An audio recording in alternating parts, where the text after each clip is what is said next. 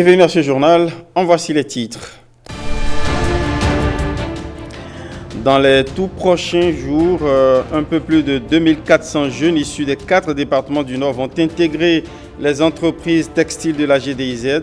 Le directeur général de l'ANPE revient sur les salons spéciaux où ils ont été recrutés.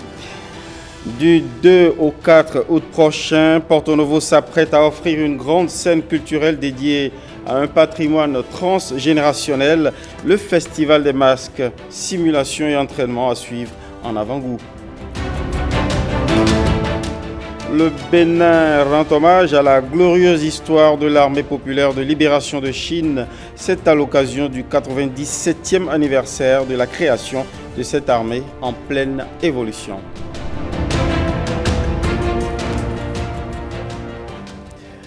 À nouveau, bonsoir et merci de nous recevoir chez vous avec cette livraison de l'actualité. Dans les tout prochains jours, comme je l'indiquais en titre, 2406 jeunes plus précisément, de nouvelles recrues issues des 4 départements du Nord vont intégrer les ateliers textiles de la GDIZ. Ces jeunes ont été sélectionnés à l'issue des 2 salons spéciaux de recrutement organisés par l'Agence nationale pour l'emploi à Parakou et à Natitengu. Au micro de Virgile Arrodéon et de Simon Villon, le directeur général de l'ANPE revient sur cette foire à l'emploi déployée par le projet Azoli. On l'écoute.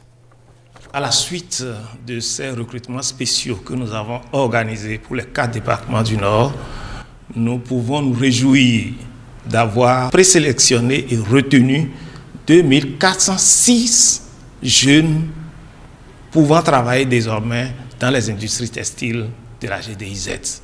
1241 pour les départements du Borgou et de la Liborie et 1166 pour les départements de l'Atakora et de la Donga. Je précise que ces 2406 personnes sont admises au test de recrutement et sont donc en préparation pour intégrer les dites entreprises. Après un peu plus de 2 années de recrutement pour les industries de la GDIZ, nous nous sommes rendus bien compte que nos concitoyens de la partie septentrionale ont parfois du mal à rejoindre la GDIZ pour participer aux différents tests de recrutement. Nous avons décidé donc, en accord avec les entreprises installées dans la GDIZ, de rapprocher le recrutement de nos concitoyens qui sont dans la partie septentrionale. C'est donc pour leur donner un peu plus de chance, ceux qui devraient faire un long voyage de Malanville à Glo ou de Matéri à Glo. Nous avons voulu leur faciliter la tâche afin d'accroître les chances également de nos jeunes installés dans la partie septentrionale où l'on produit essentiellement le coton. Et cela a payé. Nous sommes heureux aujourd'hui de constater que près de 2500 de ces jeunes pourront prendre service les jours à venir. Je pense que déjà, dès le 1er août, les premiers 500 prendront service dans les industries de la GDIZ. Plus tard, il est évident que en fonction de l'évolution des demandes, nous essaierons de multiplier ces actions de manière à faire en sorte que notre pays reste un pays uni, de diversité certes, mais offrant les mêmes chances à tous ses concitoyens.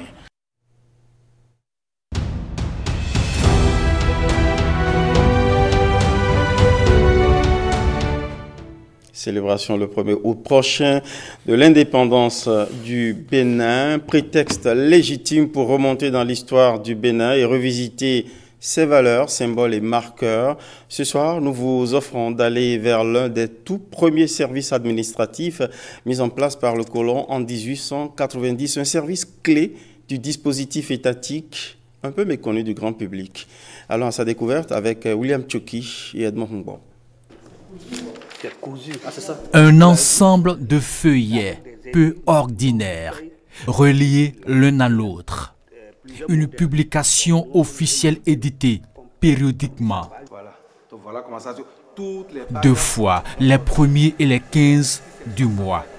Un document très peu connu et qui a pourtant une histoire intimement liée à celle de la colonie de Dahomey d'alors, Bénin d'aujourd'hui. La plus vieille des établissements publics au Bénin, une création coloniale. C'est le gouverneur Victor Ballot qui a créé le journal officiel. Sa dénomination exacte, le journal officiel. Mais là, ce n'est pas le journal ordinaire, c'est un spécial. Pour sa parution, tout part de ce bout de papier A4, venant très souvent du sommet de l'État, la présidence de la République. Un bordereau de transmission qui va traverser tout un circuit de traitement. Nous sommes au cœur de la machine à fabrique du journal officiel à Porto Novo. Ce document, une fois à la saisie, fera objet de plusieurs montages et corrections. Voilà le travail que l'informatique nous a amené. Vous allez essayer d'imposer ces pages-là pour montrer comment nous faisons le montage ici. Voilà. Des tirages, des réajustements et pour atterrir à la salle des machines. Ici commence une autre étape fastidieuse que ces hommes et femmes accomplissent à cœur joie, vu l'importance du document et son caractère institutionnel. C'est ce qu'on a à la fin, après que vous finissiez de travailler. Et après, ça va où? Ça va à la réunion. À la réunion? Oui. Au bout de plusieurs heures de travail acharné, le produit fini est là. Un document qui fait foi devant les juridictions. Le premier numéro apparu au Dahomey de mercredi 1er janvier 1890. Après 134 ans, après sa création, le journal officiel n'est pas connu du grand public. Et même certains citoyens confondent ou assimilent le journal officiel au quotidien qu'on vend dans les rues de nos grandes villes. Un bréviaire de toutes les lois constitutionnelles. Si c'est une loi, on doit publier in extenso, complètement, on n'enlève rien, si c'est une loi. Un fleuron de l'histoire nationale. 64 ans d'indépendance, ça se célèbre aussi, et se conçoit de façon artistique, pourquoi pas, telle cette démarche créative de l'artiste béninois nommé Gifts de la Lumière. Rien de tel qu'un single dédié à l'indépendance et baptisé Ablodik Badja. Ablodik Badja, une invite à l'unité et bien d'autres valeurs qui font nation. Découvrons ensemble cette création musicale qui célèbre la fête nationale. C'est avec Emmanuel Zoumaou et Samira Tchabimane. Oh mon roi, nous avons reçu l'indépendance. Oui, indépendance. Mais cette indépendance ne restera pas seulement sur papier ni à la bouche. Ce sera une véritable indépendance. Ablodik Badja, c'est le nouveau morceau de l'artiste Gifts de la Lumière pour célébrer l'indépendance du Bénin. L'homme chante en plusieurs langues du pays pour faire passer le message de l'unité nationale, de la paix et la réconciliation, sans oublier le développement au peuple béninois.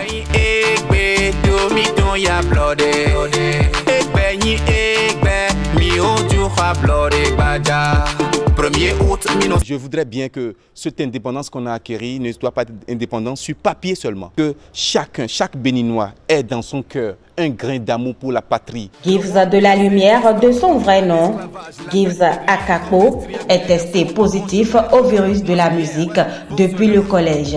Le natif de Tovikle, dans le Koufou, a à son actif un album et est reconnu en milieu Adja pour les thèmes abordés dans ses chansons. Que tu sois du nord, que tu sois du sud, il est temps qu'on enterre ces rancunes qui nous ont séparés depuis tant d'années. Chaque jour, l'artiste grandit. Les preuves, d'accord, de cette maturité musicale s'expliquent par ce qu'il fait véhiculer dans ses morceaux, à savoir qu'il éduque, à savoir qu'il conscientise, il procède par la sensibilisation. Gifts de la Lumière suit l'actualité du pays et apprécie les efforts du gouvernement Talon en faveur des populations béninoises. Je félicite son Excellence, M. Patrice Talon, pour tous les efforts qu'il est en train de fournir pour le pays. On a vu que le pays a changé et pour que ce dynamisme continue, il faut que nous, les jeunes, nous soyons indépendants de toute rancune qui pourra bloquer notre développement. Gives de la Lumière serait heureux de trouver un producteur pour véritablement faire décoller sa carrière musicale. Le gouvernement béninois rend hommage à la glorieuse histoire de l'armée populaire de libération de Chine.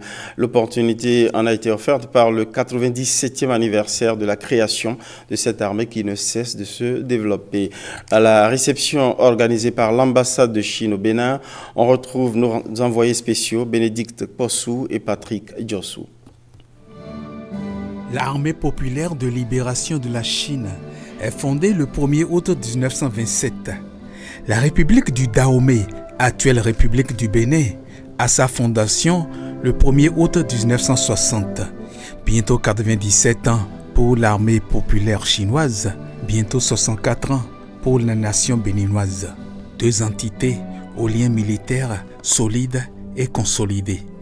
La Chine et le Bénin ont dû lutter inlassablement pour l'indépendance de l'État et la libération nationale. L'amitié traditionnelle sino-béninoise s'avère le plus solide au fil des années. Au fil des années, la République populaire de Chine a donné la preuve de son attachement à notre pays, le Bénin, et à la coopération militaire qui nous lie. En septembre de l'année dernière, le président Patrice Talon a effectué une visite d'État en Chine, avec un grand succès. Les deux pays ont établi un partenariat stratégique. La coopération militaire fait partie importante de la coopération sino-béninoise. Ainsi, les forces armées béninoises bénéficient de la part de la République populaire de Chine des bourses de stage et formation dans divers domaines qui permettent à nos troupes d'acquérir une formation de haut niveau, des compétences tactiques et techniques pour le renforcement de leur professionnalisme. Je suis très honoré d'être le premier attaché de défense de Chine accrédité au Bénin. La nomination d'un attaché de défense de la Chine près le Bénin solidifie et fortifie la coopération militaire sino-béninoise. Pour cette lune de miel militaire entre le Bénin et la Chine, on peut porter un toast et dire Chin Chin.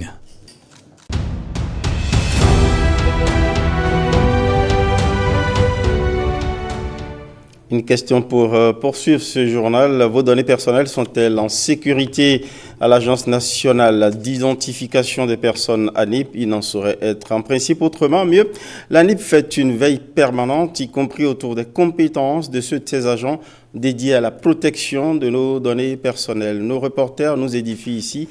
Il s'agit de Rodrigue Babaguito et d'Igor Ayosso. Quand on parle de données personnelles au Bénin, l'ANIP est l'une des structures qui en manipule le plus. Chaque jour, les noms, prénoms, filiations, empreintes digitales et photos de plusieurs citoyens sont collectés, mais pas sans risque zéro. Admettons que ces données soient collectées et soient utilisées dans le cadre de l'intelligence artificielle à des fins autres que celles pour lesquelles ces données ont été collectées. Les données personnelles sont extrêmement sensibles dans la mesure où c'est la vie d'une personne, les données personnelles. Et à partir du moment où ces données sont collectées, on devrait les protéger et surtout faire en sorte que les finalités pour lesquelles ces données sont collectées ne soient pas biaisées. Dans sa mission d'appui à l'ANIP pour une modernisation réussie, le projet Wouri pense la prévention de ces risques.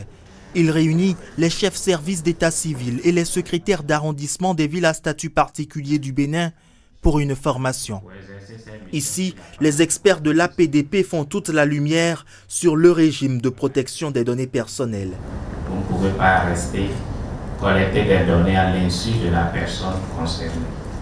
L'ANIP, créée à partir de la loi 2017, est l'autorité nationale en termes d'identité. Il s'est avéré nécessaire de renforcer et de lever la conscience des travailleurs de l'Agence nationale d'identification et de ces structures déconcentrées en matière de gestion de ces données. Nous saurons désormais comment manipuler les données à caractère personnel des citoyens et comment les traiter et comment éviter que ces données ne soient divulguées. Préserver la vie privée des personnes reste un défi majeur à cette ère de propension de l'intelligence artificielle. Les responsables de traitement des données personnelles de 12 autres arrondissements de Cotonou vont connaître la même formation les jours à venir. Nul n'est à l'abri de l'intelligence artificielle, une veille permanente s'impose donc. À propos de confiance à l'ANIP, les populations de Savalou sont plutôt enthousiastes des prestations rendues par l'Agence nationale d'identification des personnes dans leur commune. Tenez, elles continuent d'affluer pour se faire enrôler et recevoir les services de l'ANIP sans à-coup. Ernest Tétégou et Ulvaeus Balogou ont fait le constat vendredi dernier. Chaque jeune cultivateur est arrivé très tôt ce matin à l'unité communale d'identification des personnes UCIP de sa commune. Une seule pensée l'assaille, se faire enrôler pour prendre sa carte d'identification personnelle CIP, pièce d'état civil indispensable pour lui.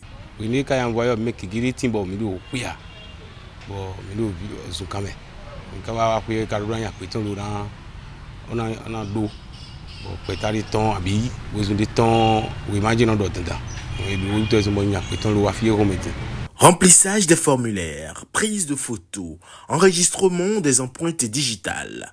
Au bout d'une quinzaine de minutes, l'agent de l'UCIP lui remet un bout de papier, son récépissé d'enregistrement.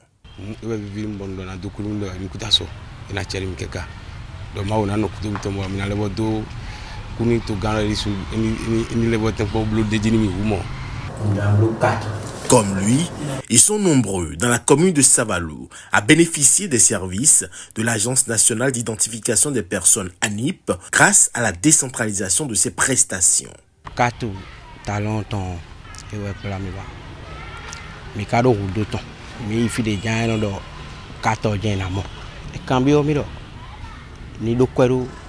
Numéro ni tonji ari ndox ndi kwediji be khani numéro ojo be di kwero kontu chebe do teju aton vlame ko mon we ben tombo afidio ma. À travers ces services décentralisés, l'ANIP illustre ainsi comment une démarche administrative peut transformer des vies et renforcer le développement communautaire.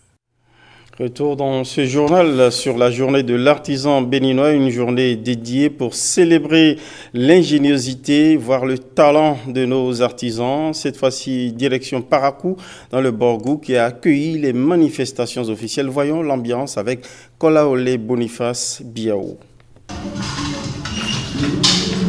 Valorisation de l'artisanat béninois pour une valorisation des talents. Le thème mobilise les attentions pour la journée de l'artisan béninois édition 2024. À Parakou, les artisans sont sensibilisés sur leur importance dans la société. Nul ne peut se vanter de se passer d'un artisan.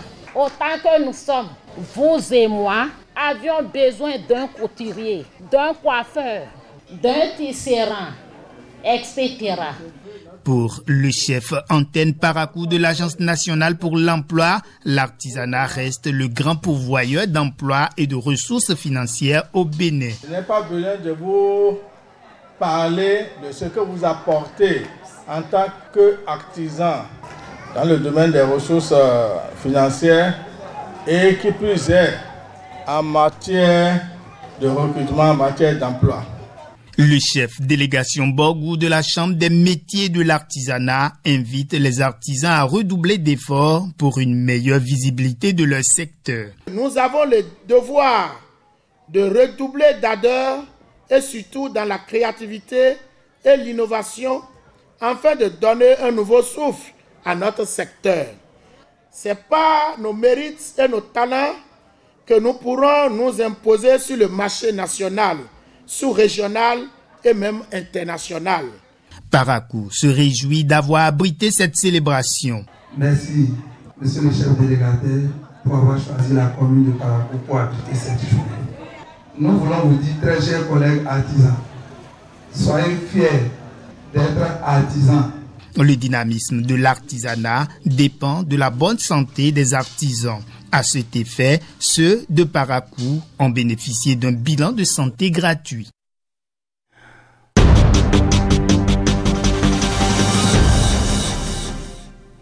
De l'univers des artisans, atterrissons dans celui de l'art vestimentaire. Le mois de la mode au Bénin s'étire vers son tableau final. Pour finir justement en beauté, la rédaction vous emmène sur les traces d'un homme au talent protéiforme.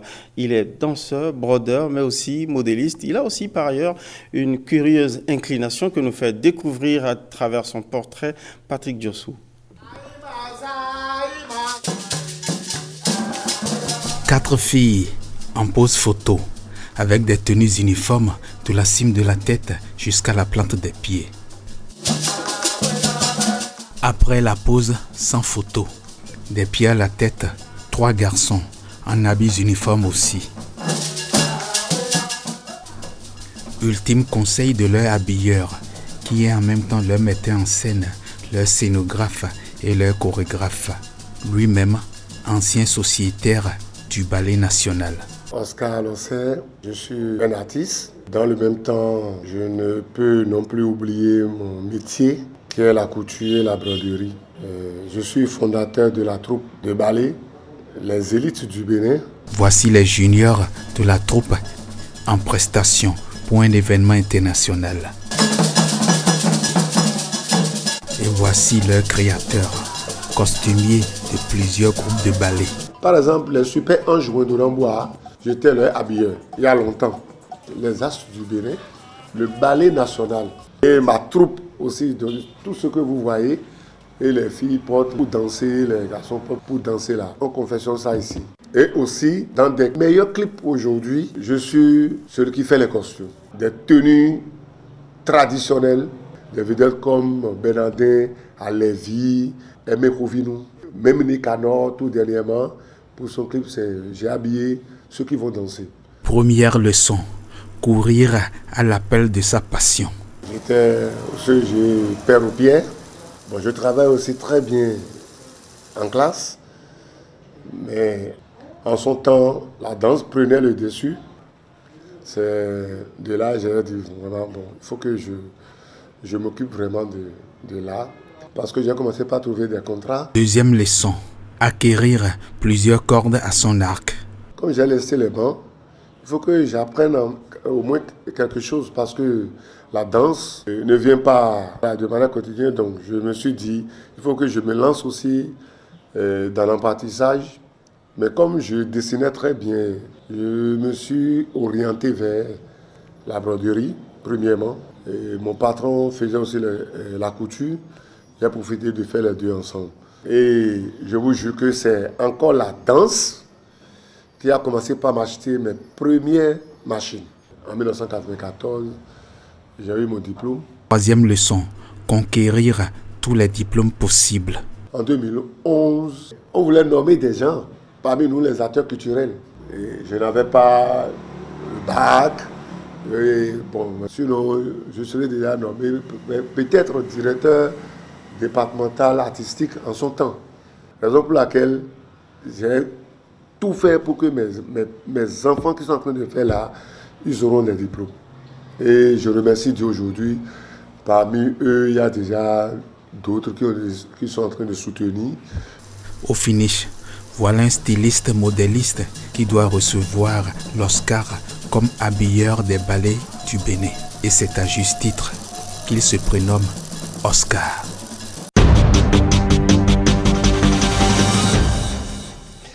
Derrière Oscar, Porto Novo s'apprête à offrir l'une des plus belles et grandes scènes culturelles de ses vacances aussi, le Festival des masques, avec plus d'1 millier de masques en exhibition. Ce festival va se dérouler dans la ville capitale du 2 au 4 août prochain. Les simulations et entraînements ont déjà même commencé au stade Charles de Gaulle de Porto Novo. Firmin Bassao et Calvador Awanou nous ouvrent la scène en avant-première. Une simulation et un avant-goût de l'ambiance qui va accompagner le Festival des masques du 2 au 4 août prochain à Porto Novo. Au stade Charles de Gaulle, des majorettes, mais aussi l'union des fanfares en pleine répétition. En attendant de se produire sur la place dédiée à l'événement, les différentes prestations se font sous l'autorité de l'Agence de développement des arts et de la culture. Tous ceux-là, il faut les canaliser, les orienter, afin de trouver un rythme régulier à l'ensemble de la procession à travers l'espace qui est déterminé pour. Nous mettons les petites assiettes dans les grandes pour pouvoir réussir cette nouvelle forme de notre événement. L'Union des fanfares de Porto-Novo s'invite également à ce rendez-vous culturel et cultuel. On a commencé les répétitions, ça fait pratiquement 2 mois aujourd'hui. On s'est bien préparé, il y aura des surprises. On est là pour jouer l'hymne national. Après l'hymne national, on va faire des animations et puis ça va être vraiment chaud. Depuis la dernière édition en 2022, le Festival international de Porto-Novo est passé sous le contrôle du gouvernement et est devenu Festival des masques. Ce qu'on doit retenir, c'est que ce qui est fait pour que ce festival-là soit complémentaire à d'autres festivals. Et c'est ça la subtilité. Ce n'est pas pour rien. C'est pour différencier les destinations touristiques. 1 millier de masques sont attendus à cet événement pour la déambulation à partir du 2 août prochain. En attendant l'entraînement des différents groupes de masques, tout se met déjà en place pour une organisation réussie du Festival des masques à Porto-Novo.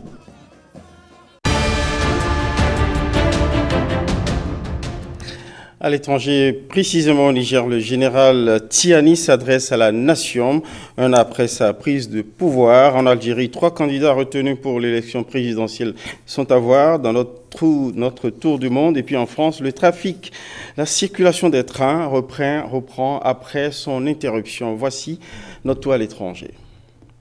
Le chef du régime militaire au Niger s'adresse à la nation. Dans un discours diffusé sur la télévision nationale Télé Sahel, 1 an après sa prise de pouvoir lors d'un coup d'État, le général Abdulrahman Tiani confirme la volonté du gouvernement en place de maintenir la stabilité dans le pays. Nigérienne, Nigérien, au plan géopolitique, il me plaît de souligner que nous avons réussi de concert avec le Burkina Faso et le Mali à porter solennellement sur le fonds baptismaux la Confédération des États du Sahel, consacrée par le premier sommet des chefs d'État de l'Alliance des États du Sahel, tenu le 6 juillet 2024 à Niamey.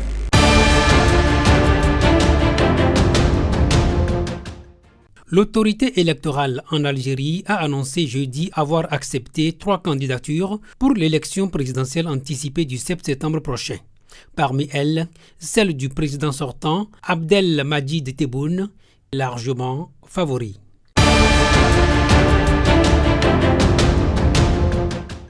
Le ministre français délégué au transport a annoncé dans la journée de ce vendredi que le trafic commençait à reprendre, notamment sur la ligne à grande vitesse atlantique.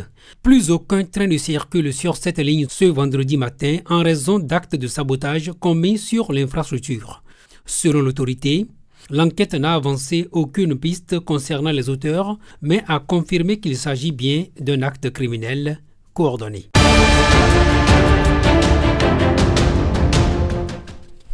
Ainsi se referme ce journal. Nous vous disons merci tout simplement pour votre fidélité. Merci à toutes les équipes et surtout toutes nos excuses pour le démarrage poussif de ce journal. Merci beaucoup. Bonne nuit à toutes et à tous.